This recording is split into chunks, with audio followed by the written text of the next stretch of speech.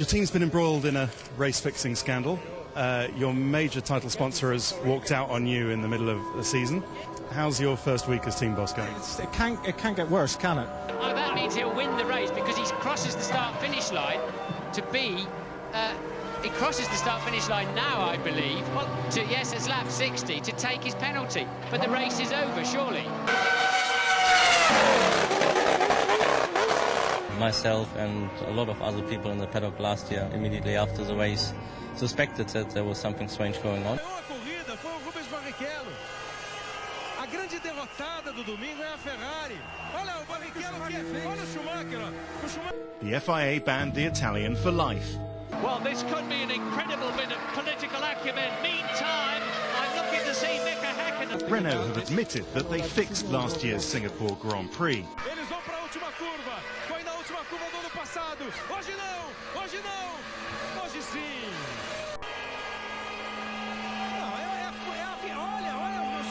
Do you still count that race as a proper race victory for yourself? Yes, I do.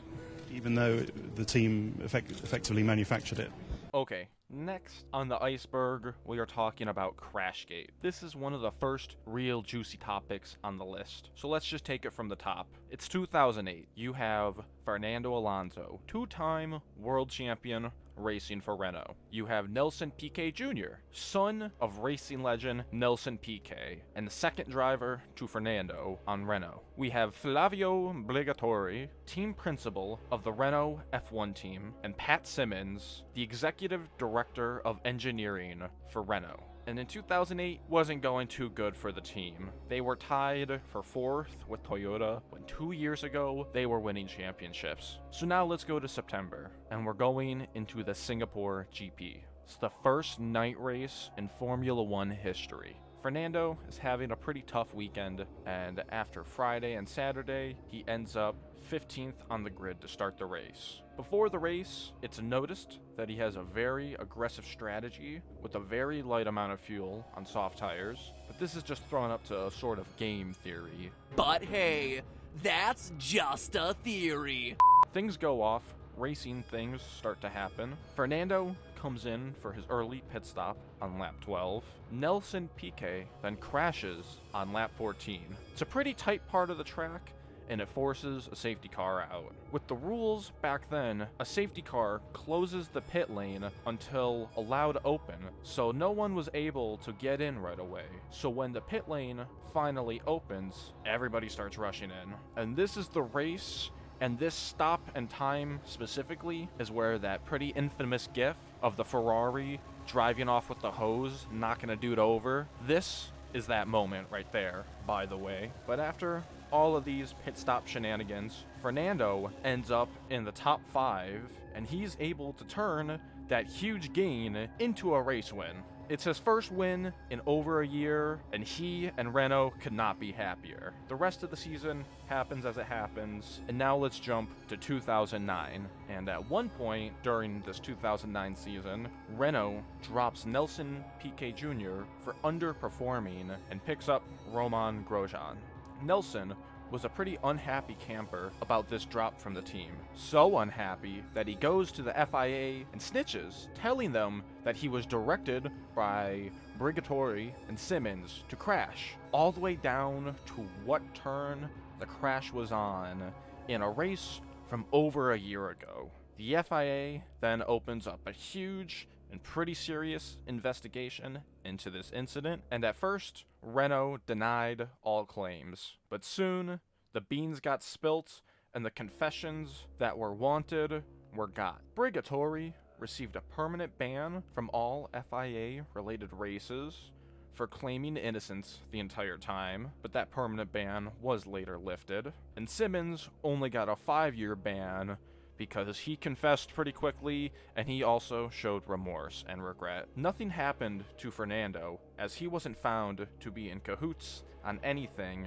and was more of just a bystander in this incident. and the Renault team got a pretty hard warning saying that if they got caught fooling around again, they would be permanently banned as a whole. Fernando was also allowed to keep his points from this race, even when it was clearly found to be fixed. And that's about everything for Crashgate. Well, we're on board with Fernando Alonso. Look, his left hand is covering a hole in the side of the cockpit. His right hand, he's looking down now, adjusting the brake balance. Next on the list, we are talking about the F-duct. So in 2010, teams were looking for improvements as always, and in the McLaren test facilities, they found something. You could build a complex pipeline for air throughout the car, with one of those pipes going right next to the driver. And if the driver covers this pipe, this allows air to be rerouted around to the wing, and this airflow stalls the rear wing, allowing for an overall higher top speed.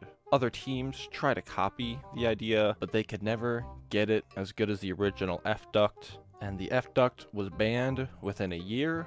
Probably because a lot of drivers had to cover it with their hands, and in some of this footage that I'm probably showing, it looks kind of sketchy, obviously, and also DRS was going to be added very soon to overall help with overtaking, so the F-duct was an early concept of DRS. It got banned for DRS. And since we're talking about DRS, let's roll this right into the Mercedes rear wing of 2012.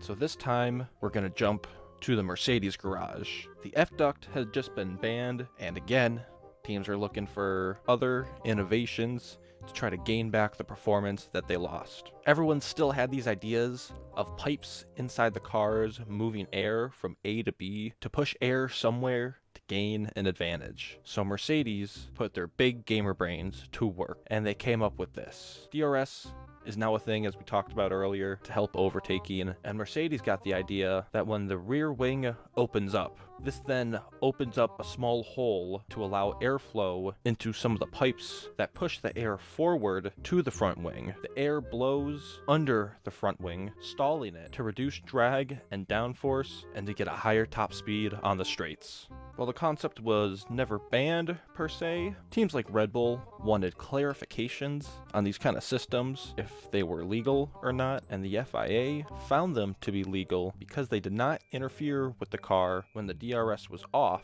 but they could also only use it for the rest of the season. So while it wasn't banned outright, it was eventually banned, so teams like Red Bull slightly got their way, but also Mercedes had found that having wings and tubes like that overall interfered with the flexibility that they could and couldn't have with designing their wings and their car, and they realized that this concept was overall not beneficial to the car. Raikkonen spins! They'll have to stop for intermediates. It's the only thing they can do now. Next, we're talking about the 2008 Belgian GP. So we're obviously going back to 2008. This is the same year that some other things might have happened, but we'll talk about that later. For this topic, we're going to Belgium, obviously, and going straight to the start of the race. The top four on the grid are Lewis Hamilton in first, Felipe Massa behind in second, Heikki Kovalainen in third, and Kimi Räikkönen in fourth. The race goes off, and because it was slightly wet when the race started, Lewis spins on the second lap, letting Kimi get around him quickly after. And Kimi goes on to lead most of the race. Now, let's quickly jump pretty much to the end of the race, the last few laps. Kimi is still leading the race, and a light sprinkle is starting, and Lewis Hamilton is gaining on Kimi. He ends up right behind him as they're going into the last chicane. Lewis goes for a dive on the outside, but Kimi isn't trying to give up anything, and Lewis goes off track to avoid a collision. He gets back on the track ahead, and that's against the rules, so Lewis goes to give it back, but he just barely gives it back. And right after the checkered line and technically giving it back, Lewis gets right behind Kimi and starts hunting. He's able to go for another overtake right on the next corner and is able to force Kimi behind him through the turn and is able to take first place. Kimi tries his hardest to fight back for this place, but with the track worsening, he was in a pretty tight spot to try to drive faster and he wasn't able to, and he ends up crashing on the second to last lap. And Lewis goes on to win the race, but only 2 hours after the race ends, the FIA steps in and gives Lewis a 25-second penalty for the chicane incident. This was very controversial, not only because Lewis was contending for the World Championship that year, but he had technically given the spot back, so there weren't technically any rules broken. Lewis's team, McLaren, tried to repeal this, but they weren't really able to get much to happen, unfortunately, and Lewis was brought down to 3rd position on the scoreboards officially. This caused a huge frenzy in the media for obvious reasons. Everybody had their opinions, from current drivers to ex-drivers to your grandma and every other fan of Formula 1 in the world. But at the end of the day, the ruling stuck, and it is what it is, and what happened happened. I'm pretty sure that Michael Schumacher has won the British Grand Prix. Next on the Iceberg, we're going to be talking about Silverstone 98. This is a pretty interesting one. So we had some F1 cars racing at Silverstone. And for this topic, we're jumping right to the end of the race. Mika Hakkinen is leading the race, and Michael Schumacher is following. It's been a very wet race, and less than half of the original 22 drivers were left racing. There was a safety car out during lap 43, and Schumacher had overtaken during this, which is a big no-no in the rules. But the FIA did not let Ferrari know about this until lap 58 of 60. In the rules, it says that you have to let a team know about a penalty within 25 minutes of the incident, and the FIA had failed to do that and told them 31 minutes after. So Ferrari, not having many options, decides to pit Michael on the last lap of the race as he's finishing. His pit box is technically after the checkered line, so when he drives through the pit box and comes into pit, it's obviously argued that he crossed the finish line and served his penalty. This obviously caused a pretty big controversy and was taken to race car court. And long story short, Ferrari had brought up the rule that said a penalty had to be given within 12 laps of the event, and the FIA waited 13 laps. And the FIA honestly realized they were in the wrong in properly giving out penalties, and they let Ferrari keep the win. McLaren tried to bring this event back to race car court, but they obviously failed, and they weren't able to make much of an argument as the FIA recognized their failure. And at the end of the day, that's Silverstone 98. In the last couple of weeks, we had the news that the Italian police are investigating the senior race engineer of Ferrari, Nigel Stepney. Next on the Iceberg, we are going to be talking about Spygate. This is another one of the bigger stories on this list, and this one is kind of a doozy. So, to start everything off, let's establish a motivation and why someone would do something like this. Nigel Stepney has been with Ferrari for years. He was sort of an OG. He had connections and was close up with big people on the team like Michael Schumacher and Ross Brawn, and that helped him climb the corporate ladder at Ferrari. But after being in the same spot for years at Ferrari, he wanted more. But with some of his big buddies in those high places starting to leave, he was in a tight spot, and the role he wanted was given to someone else, who was more qualified, to be completely honest, in every single way. But he put out a press interview saying that he was not happy with his position at Ferrari and was open to new teams and to new opportunities. Ferrari was not happy with this. Ferrari is a very closed-off team. They don't like people talking bad about them, especially from within the team, so they clamped down on that. And what they did was they sort of put him on a ball and chain and wouldn't really let him properly travel with the team to every race every single weekend. Now we're going to jump to the Monaco GP. And while inspecting the car, there was a white powder found in the fuel tank.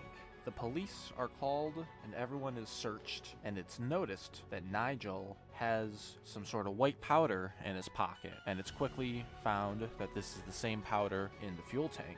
Ferrari waits a few weeks before opening the case, deciding what they want to do, and in a few weeks after opening the case, Ferrari fires Nigel. After this, they decide to open up another case, thinking that others might be involved in this, and thinking that this might go a little deeper. And one of the main accused people in this second investigation is an engineer from McLaren. Now, we're going to put that story on the back burner, and we're going to jump to a random photocopy store in Britain. Some dude's just working his average shift, and a lady comes in asking to make a bunch of copies of documents and put them onto a disk drive. While making these copies and checking these documents, the employee notices that there are official Ferrari logos on this paperwork. And this guy just so happens to be a huge Ferrari fan. And he thought this was pretty odd, but being just some random guy working at a photocopy store with no real power anywhere, he does the best that he can do, and he emails the head engineer of Ferrari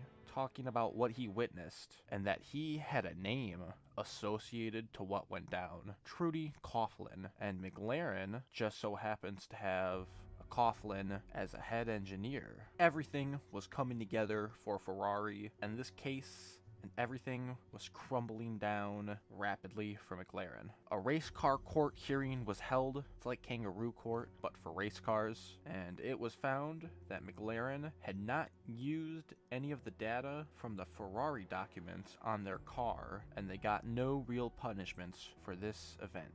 Sounds like kind of a wrapped up story, right? Nope. Now we go to the Hungarian GP qualifying, and the McLarens of Fernando Alonso and Lewis Hamilton are on top of the timesheets all session, and we're gonna jump right to the last few minutes, Q3 of qualifying. Everybody is stacking into the pits for new tires, and this is going to be everybody's last attempt to put their final lap time down. Both McLaren drivers come in with Fernando being in front of Lewis. They pit stop Fernando and they tell him to wait 20 seconds at a standstill, but he decides to wait another 10 seconds, holding up Hamilton and not giving him the time to set another lap while he goes.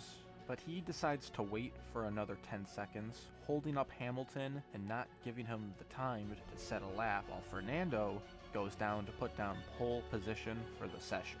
The FIA looks into this situation and decides to give Fernando a 6-spot demotion from pole for his shenanigans. Fernando is pretty pissed off, and he talks to his team principal, Ron Dennis, and threatens to go to the FIA about how the team was talking and in cahoots with Ferrari. Ron gets scared and goes to the FIA president, Max Mosley, with an attempt at damage control, saying that what Fernando was about to say was silly and wrong. This makes Max raise an eyebrow at the whole situation, and he decides to look into it. A month later, more info starts to come out about how there was more to the story than what everyone had thought. There were hundreds of text calls and emails between Fernando De La Rosa, a test driver for McLaren, and Coughlin. The FIA opens up another investigation, but this time, way more evidence. The FIA then drops a $100 million fine on McLaren, which is currently still the largest in sporting history, and the team lost all constructor points for that year. But neither of the drivers would lose championship points, even when Fernando admitted to direct correlation to everything.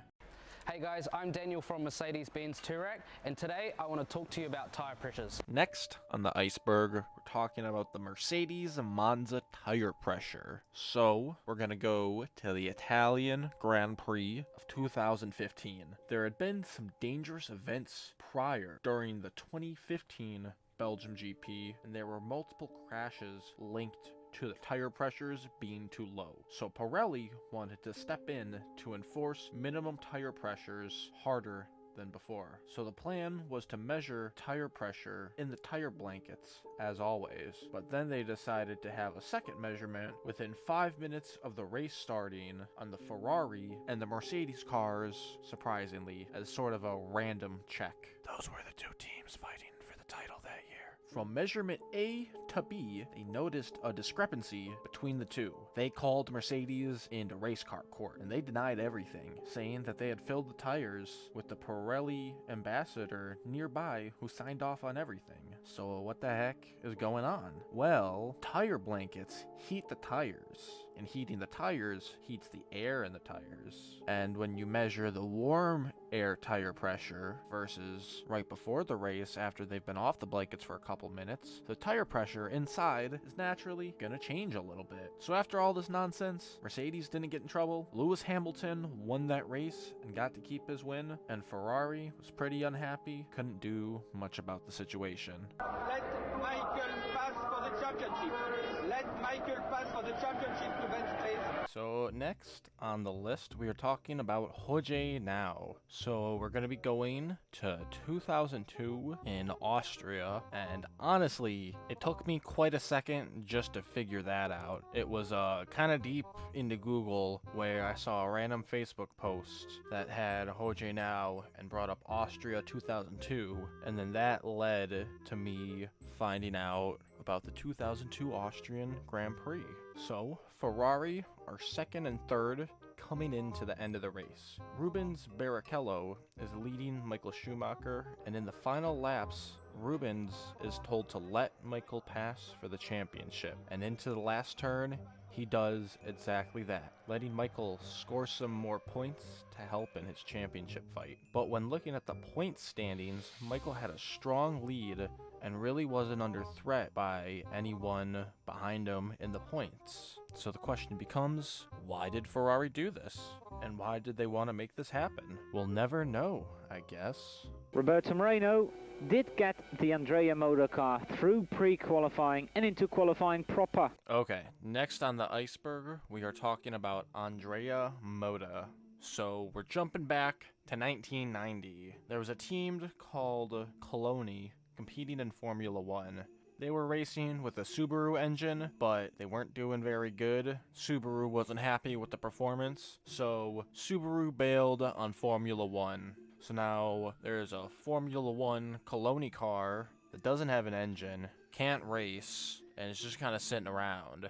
Well, naturally, someone's going to want to buy it, and the person who owns it is probably going to want to sell it if it's just sitting around.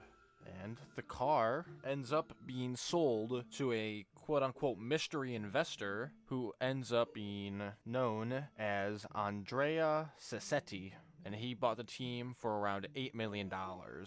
Andrea apparently owned a shoe company that nobody really knows anything about. Some say his money was gained illegally, some say it was a weird inheritance, but no one really knows for sure.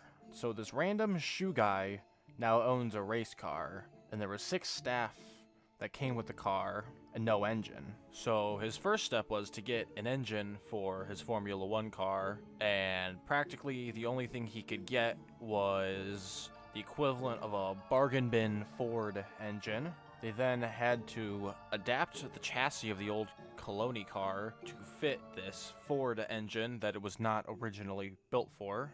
And they decided to go to a local university to have students design their new car and to have them help get the engine mounted and fitted in the car. By the way, this is a team that is going to be competing technically directly with Ferrari.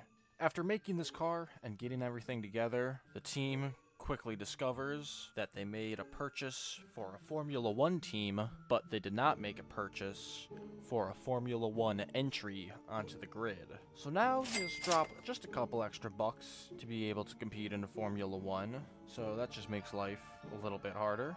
And then they finally get into Formula 1, but every weekend goes about as badly as any weekend can go. Drivers not being allowed to race because their super licenses were revoked, cars not working practically every weekend, not having enough parts or the right parts, having to misuse and use worn out bad parts, all sorts of kind of fun stuff. The only weekend that went quote-unquote well for them was Monaco. They were actually able to make it out of pre-qualifying, and they were actually able to make it into qualifying, and one of the drivers was actually able to put a qualifying lap time down and was actually able to get into and compete in a race. He wasn't able to compete for long. He had to pull out probably within less than 15 laps because of engine issues, but they did make it all the way to a race at one point. And the driver of that car, John McCarthy, said that it's probably one of his most proud motor racing achievements that he has. And then every weekend after that then continues to be a clown show, as always, until the FIA steps in and just bans them from the Formula One competition, saying that they're just not allowed to race, that they're ill-prepared, and that this is kind of a joke. The team still tries to show up next weekend as almost a show of face, as just, let's see what happens. But they got turned down and kicked off the racetrack, and that moment technically ended the Andrea Moda Formula One race team. Next on the list, we're going to be talking about the blown diffuser. So let's go back to the beginning with this one. Back in the 80s and 90s, cars looked a lot different and the diffusers looked a lot different. At some point, they realized that if they route the exhaust directly into the diffuser, that would suck more air from under and around the car, creating more downforce. This meant drivers had to hit the throttle in pretty unintuitive ways, as more throttle meant more downforce, but race car drivers have to adapt, and that's what makes them Formula One drivers, really. These early blown diffusers fell out of favor, but in 2009, Adrian Newey, an aerodynamics expert working for Red Bull, wanted to revive the idea. He tried to put the exhaust in a way that the gases would blow around the diffuser, creating sort of an air seal around the diffuser, therefore creating more downforce. Adrian and Red Bull knew that this was such a good idea that they put stickers where their old exhaust was to try to throw other teams off, to try to confuse them a bit. But these are Formula One engineers. These guys aren't that stupid, and they were able to catch on pretty quickly. These teams tried their hardest to copy the concept of this new blown diffuser, but they were never able to get it as good as the original Red Bull, as they just didn't have enough time. Red Bull even worked closely with its engine supplier, Renault, so that they could tune the engine to make it run without injection or spark, and just pump raw air out of the exhaust when the brakes were down and the gas pedal wasn't being pressed. And they called this cold blowing, and this cold blowing is what the infamous sound is when you think of the blown diffuser. The FIA steps in, not liking all of this tomfoolery. They tried to step in before the 2011 season by limiting where you could put the exhaust, but everyone went to finding new ways to try and get the same performance in other ways. There was quite a few concepts, like the McLaren fan exhaust, but none of them were ever able to achieve what the original Red Bull was. And all of this was caused because the FIA didn't properly remake the rules. So in the year after, they then made the rules saying exactly where you could put the exhaust, finally cutting off all of the shenanigans. And also, with the turbo hybrid cars coming in a couple years, these blown diffusers would have fallen out of favor either way, with turbos and hybrids causing more unpredictable and potentially lagged downforce and exhaust gas, and that would have made everything more unpredictable. So these were bound to fall out of favor either way. And yeah, that is the blown diffuser. Holy crap, 30 minutes into this video and you're still watching? Thank you very, very much. This video's been a hard, big project, taking me a lot of time, and I'm just glad you're here watching it. I hope you enjoyed. This is kind of the outro before the last something, because fuck it, whatever. Thank you for watching. I hope you enjoyed the video. Part 3 is coming and will come soon. Keep an eye out for that. Make sure to drop a sub so you're ready for that. And other than that, thanks for watching, and let's talk about Yuji Ide. Next on the Iceberg, we are going to be talking about Yuji Ide. Yuji started only 4 races in his Formula One career and is regarded as one of the worst drivers to exist in Formula One. Yuji actually had a pretty strong start to his early career. He started karting in the very early 90s, winning the Kantao National Cup Kart Championship very early in his career. Right after that, he went on to place second in the Regional Kart Championship East Kantao Series, and also won the Japan Kart Grand Prix SS Stock Class National GP. In 1999, he went on to get second in the All Japan GT Championship GT 300 class series. He was also the Formula Dream Series champion in Japan. In 2002, Ide joined the French Formula 3 Championship Series and got a decent 7th place for his first year. The following year, 2003, he joined the All Japan Championship Formula Nippon Series and also finished 7th. In 2004, he claimed 3rd place before going on to win the Super Endurance Race Class 3 Series. And then he goes to finish his first stint in the Formula Nippon Series, finishing 2nd in the 2005 championship. Everything seems to be going pretty good so far for Yuji, right? Well, this is where things get a little interesting. Super Aguri wants to start an all-Japanese Formula 1 team, and one of the drivers he decided to pick for this team was Yuji, as he had known him from his early career and even sponsored him at one point in his earlier career. So the dream team of the all-Japan crew was coming to place in 2006, and Super Aguri acquired a spot on the 2006 grid. So the season starts, and we're in Bahrain for qualifying. Fernando Alonso was able to put down a 132.4 for his top lap time. One of Yuji's teammates on the Aguri team was able to put down a 137.4. So obviously, it's not looking like they're going to be having the best car right away out here. But Yuji was only able to put down a 140.2 on the board. Yikes. It's not looking good for Super Aguri or Yuji. He had a slightly better performance out in Malaysia, but still pretty bad in the grand scheme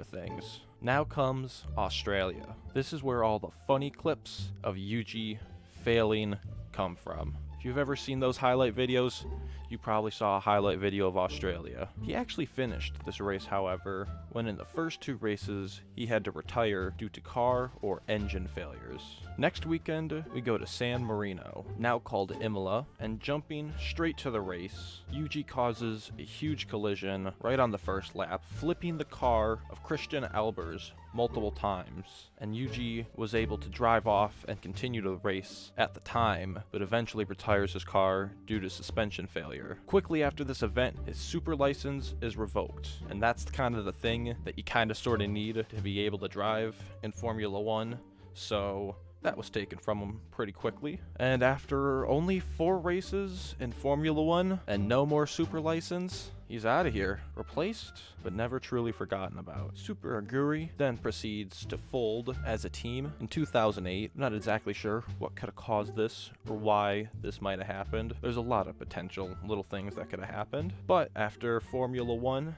Yuji went on to compete in smaller racing series like Formula Nippon again to try to gain racing experience to maybe bring himself back up to Formula 1. But after his little stint in Formula 1, he seemed to lose a bit of confidence. He never really seemed to have the same bite that he used to have when he was racing prior in the Formula Nippon series, and he was really never able to do much else dramatic with his race career, unfortunately. If you check his Wikipedia, it does say he's still racing to this day in multitudes of racing series, but at the end of the day, things happen how they happen.